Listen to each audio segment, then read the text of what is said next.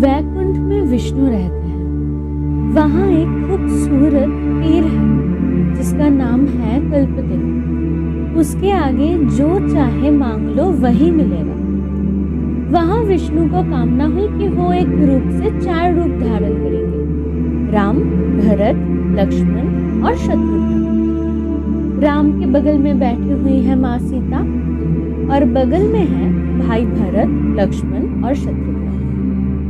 हाथ जोड़ के नमन कर रहे हैं पवन पुत्र श्री हनुमान। फिर वहां आते हैं नारद मुनि। वो सोचते हैं कि इस रूप का तात्पर्य क्या है।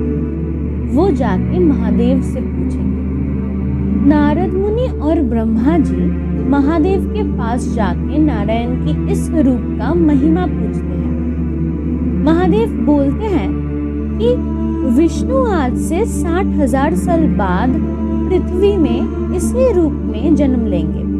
जब रावण के अत्याचारों से पृथ्वी कांप उठेगा तब राम का जन्म होगा। राजा दशरथ के 3 रानियों की गर्भ में 4 पुत्रों का जन्म होगा। लक्ष्मण और माँ सीता को लेकर राम वन में जाएंगे पिता की आज्ञा का पालन करके, और वहां रावण का वध होगा। एक राम नाम जप करने से महापापी भी अपने सारे पापों से मुक्ति पा सकता है। इस कहानी का रचना करेंगे पृथ्वी में चब्बन ऋषि का पुत्र रत्नाकर, पर वो घोर पापी था। ब्रह्मा और नारद मुनि रत्नाकर के पास जब आए, उसने उनका वध करना चाहा। तो ब्रह्मा ने कहा कि अगर तुम मुझे मार दोगे तो तुम्हें घोर पाप लगेगा, क्योंकि मैं ब्राह्मण हूँ। 100 शत्रु मार के जो पाप होता है वही पाप एक गाभी को मारने से होता है। जो पाप 100 गाभी को मारने से होता है वही पाप एक नारी को मारने से होता है। जो पाप 100 नारी को मारने से होता है वही पाप एक ब्राह्मण को मारने से होता है, और 100 ब्राह्मण को मारने से जो पाप होता है वही पाप होता है एक ब्रह्मचारी को मारने से। इसे ही महापाप कहते हैं, ब्राह्मण हत्या। ये पाप क्या तुम ले सकते हो? तो रत्नाकर ने कहा कि मेरे साथ मेरी माता, पिता और स्त्री रहते हैं। हम 4 समान पापी हैं। तो ब्रह्मा ने पूछा कि वो 3 तुम्हारे पाप अपनाएंगे क्या? तो रत्नाकर जाके अपने पिता से पूछे।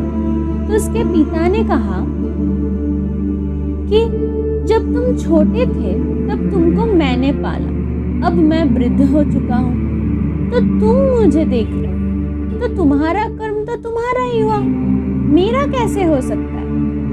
रत्नाकर की माँ ने कहा, मैंने तुम्हें जन्म दिया है, तुम्हारा कोई भी कर्म या पाप मेरा नहीं हो सकता। रत्नाकर की बीवी बोली, मैं तुम्हारा धर्म पत्नी हूँ, तुम्हारे सब कर्म सुख दुख में मैं समान भागी हूँ, पर तुमने ही तो मेरी अन्न वस्त्र का दायित्व लिया था।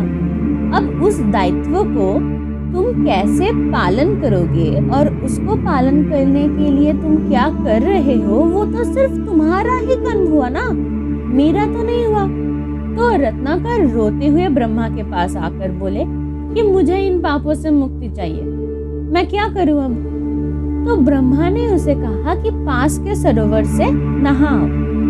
रत्नाकर इतना बड़ा पापी था कि उसके दृष्टि पड़ने से ही सब पानी सूख गया।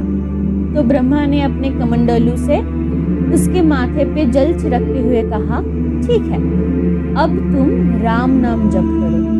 पर रत्नाकर इतना बड़ा पापी था कि उसका जीव असार हो गया। तो ब्रह्मा ने कहा, मरा मरा जाप करो तो वो राम हो जाएगा। रत्नाकर जाप करता रहा अपने पापों से मुक्ति पाने के लिए।